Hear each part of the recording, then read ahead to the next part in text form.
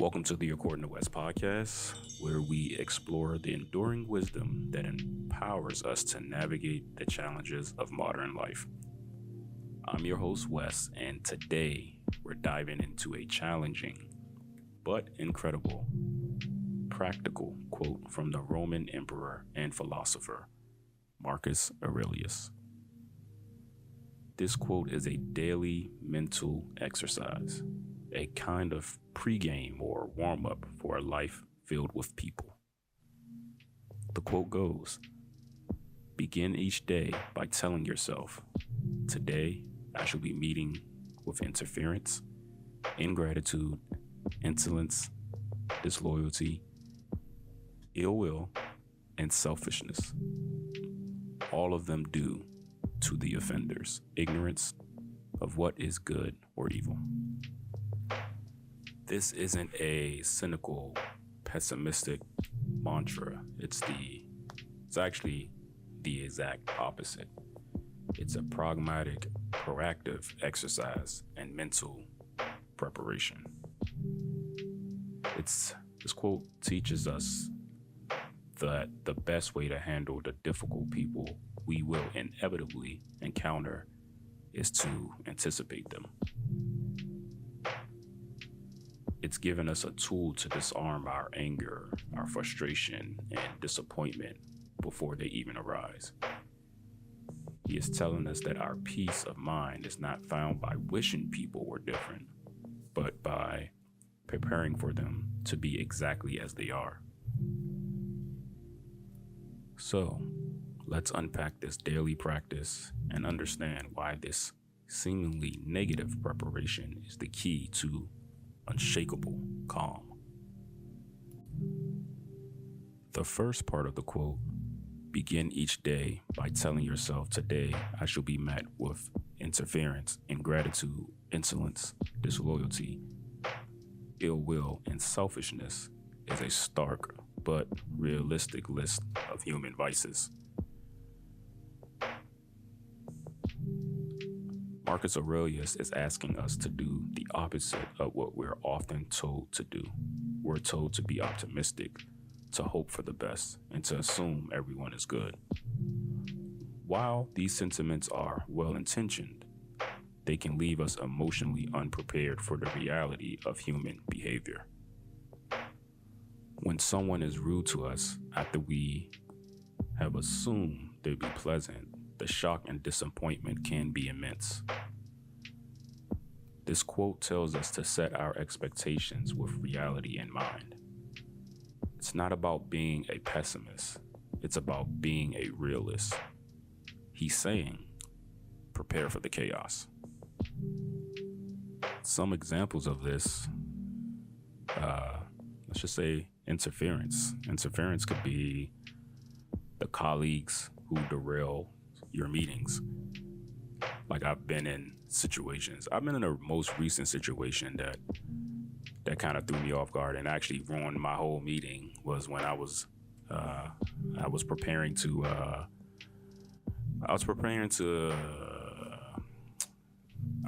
my portion of a team meeting where I had to go up and speak to what I had to speak to and things of that nature. And well, 5 seconds in, I get interrupted by the office's the actually guy. Like, actually, this, and that. And it was one of those things where it's like 5 seconds in, like I didn't even begin to actually describe what I was talking about. It's like he made the point for me. He had to say something. Ruined my whole fucking day. Was not prepared for that, but that's one of those things I should be prepared for, and every day. And gratitude, the person you help who doesn't say thank you, definitely used to that. I've gotten to a point where when I help, I'm helping because I want to. I'm not even looking for it. It's just the fact that I put it out there. I'm a fan of putting it out there because I truly believe you do receive it somewhere in the future. And I've been in situations where I've been on the other end where I don't say thank you. Gets the car or gets wherever I'm getting to, like, dang, I didn't say thank you. I'm glad they held the door open for me. I'm glad they did that for me. Still makes me feel good. It still leaves an impact. So I imagine, if I go through that sometimes on the other end, that they do too. So I do it because I want to. I know it's putting good out there. Insolence. The rude customer service agent. That's an example. Now, I don't do too much with I don't deal too much with calling customer service with anything, but I do frequent the Chipotles and the Kavas and stuff. And recently at Chipotle, I got examples for days with this, man. I go in there, boom, I say, hey, can I get a salad bowl, brown rice, this and that? Clear as day. The guy makes my bowl, but no lettuce. Gave me carne asada and all this some other stuff. And he's like, that's it? And I said, yo, I asked for a salad bowl. And then he makes a salad bowl. Brown rice, whatever, this and that. But I guess, I don't know if he was like inebriated or something like that, but he was not putting two and two together that, hey, your first order for me is wrong. This is what I asked for. And I had to go through this whole thing where telling the next person up, like, hey, that's not my bowl.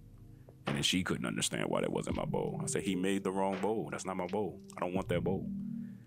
The other bowl, behind that bowl, is my bowl. Now, I expect that with customer service wherever I go to, as far as like food and things like that. And that's probably why I don't like to eat out like that, because it's going to happen. I accept it, but I also don't play with my food. Like, if I'm paying for it, I want to eat what I want to eat. Another example, disloyalty, the friend who gossips about you. And to kind of wrap my head around that, I walk around with the belief that all my friends, even my closest friends, they gossip about me in some type of way. It is my job to make sure that I don't have a lot of crazy stuff for them to, that I don't want out there. So if it's out there, it's out there. If I tell you something in confidence and I say, please don't tell no one, and you do, then, I'll address that when it needs to be addressed. But I just assume that all my friends do this. Like, I was once talking to one of my friends, like, oh, you don't tell your wife everything? And I'm like, no. If one of my friends say, hey, don't even tell your wife, I'm not telling my wife. Their secrets are always safe with me. I don't know if my secrets are safe with them. Maybe that means I need to reevaluate my friends. Don't know. Another example is ill will. The competitor who secretly hopes you fail. I'm gonna assume everyone wants me to fail. And selfishness. The person who puts their own needs ahead of everyone else's. By anticipating these behaviors, you take away their power to shock and upset you. When they happen, you can say to yourself, here's that ingratitude I was expecting. It's just part of the day. The simple act of mental preparation is a form of emotional armor. Now for the most crucial part of the quote, the part that transformed this from a cynical observation into a powerful tool for compassion. All of them due to the offender's ignorance of what is good or evil. This is the key to the entire practice. When you see someone behaving badly, you don't just anticipate their vice, you diagnose its root cause. Aurelius says that people don't behave badly out of malice or because they are inherently evil. They do it because they are ignorant of what is good. They don't understand that their actions are harmful to themselves and to others. They are suffering from a kind of moral blindness. The insolent person is ignorant of the peace that comes from being respectful. The disloyal person is ignorant of the trust and security that come from being faithful. The selfish person is ignorant of the joy and connection that comes from giving to others. When you see a rude person, instead of getting angry, you can think, this person is struggling. They don't understand that their behaviors is harming them and separating them from others. They are a victim of their own ignorance. This mental reframing shifts your emotion from anger to compassion. It's difficult to be truly angry with someone you see as suffering from a form of ignorance. Now, it may be difficult to be truly angry from someone you see as suffering from a form of ignorance, but it doesn't mean it doesn't happen. There's been countless times where I'm analyzing the situation, especially with loved ones or friends, and I'm on the other end. They are the offenders. I'm on the other end of it. I give them grace, but it's one of those things where it makes you start to question, like, if this is a repeated pattern or if this is who they are. Do I need to start evaluating the position they have in my life, where I'm always on the other end of their ignorance? How do I control that? You know what I mean? Well, maybe not control, because you can't really control what they do. You can, I guess, in a way, limit your interactions. You can, I guess what this quote is saying, like, expect that from them. However, another question comes is your expectance of them, is your acceptance of them being that way, accepting the BS, if you will. Are you being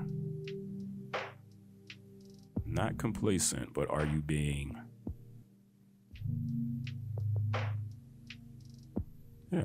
complacent with them? Are they taking you for granted? Are they changing their behaviors? Are they choosing to be ignorant at this point? Are you voicing this to them? But that's a whole nother discussion, off in a tangent. But yeah, the random people. Yeah, I see how it's hard to be angry with them, because some of those are one-off interactions, like driving in road rage, or actually you being in a store and someone being rude to you while you waiting in line, stuff like that. Like, very, very fleeting. Like, there's no need to get worked up over that. And I was talking to my wife, and I'm like, sometimes in situations like that, my quick thing is like, yo, I got somewhere to be. Like, yeah, I'm getting offended right now, but I really want to get home to this sandwich and eat. Like, I'm only in here to get some Doritos. I want to get home to this sandwich to eat. So I just need this interaction to hurry up. I'm not going to prolong it. I'm not even going to give this any ammunition to progress any further. But I digress. So, what are the tangible benefits of beginning your day with this mental exercise? Well, for one, you can reduce your anger and frustration. Most of our anger and frustration comes from being surprised by human imperfection. When you expect it, you're not surprised. The behavior is no longer a personal attack. It's simply a demonstration of a person's lack of wisdom. Your anger is disarmed before it can even ignite. You become more resilient. This practice builds emotional resilience. You train yourself to be a rock in the face of emotional storms. The rude comments, the selfish actions, and the disloyal words are no longer able to shake your inner peace because you're prepared for them. You become a person who can calmly navigate a difficult world.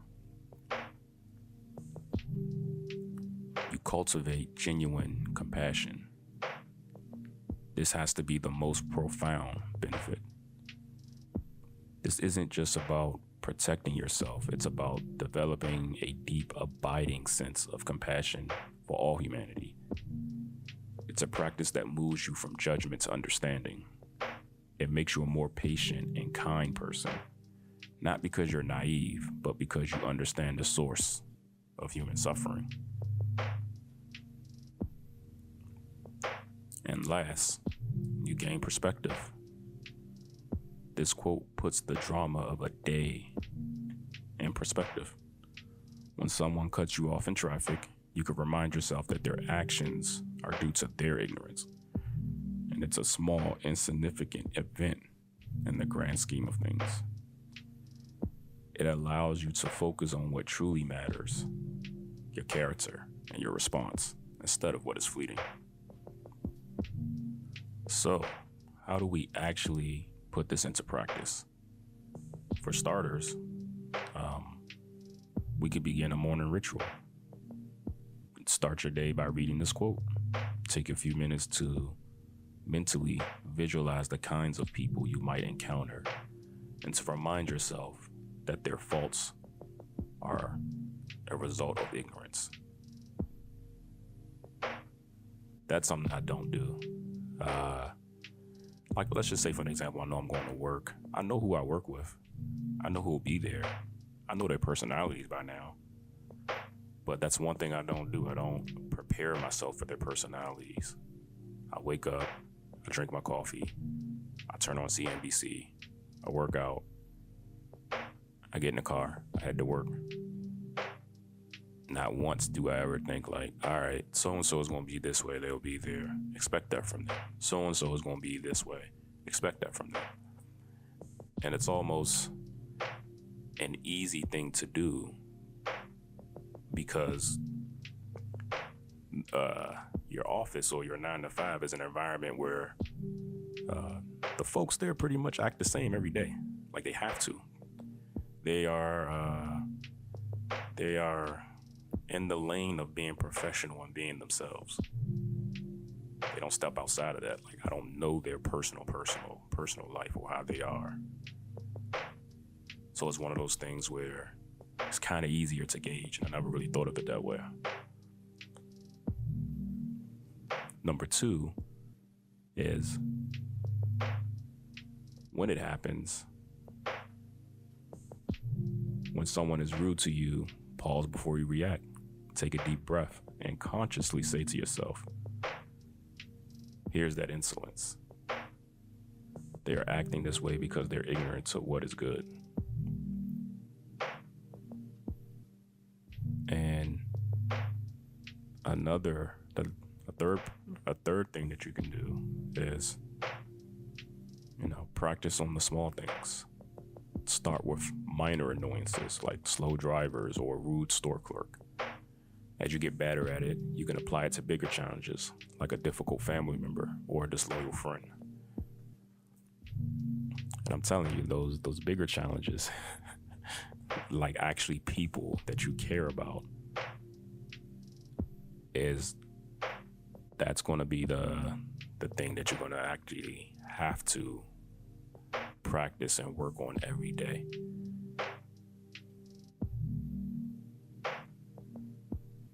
So, in retrospect, don't let this make you cynical. Remember, this isn't a cynical practice. The goal isn't to think everyone is bad. The goal is to be emotionally prepared and to find compassion with a person at their worst. It allows you to see the suffering in their actions. The quote, begin each day by telling yourself Today, I shall be meeting with interference, ingratitude, insolence, disloyalty, ill will, and selfishness, all of them due to the offender's ignorance of what is good or evil is a gift. It's a mental tool that allows us to find peace in a chaotic world. It tells us that our tranquility is not dependent on the actions of others, but on our own mental preparation. It's a daily practice that transforms us from being victims of human vice to compassionate observers, and from angry reactors to masters of our own minds. Thank you for joining me on the According to West podcast. Until next time, may you find strength and peace in your daily preparation.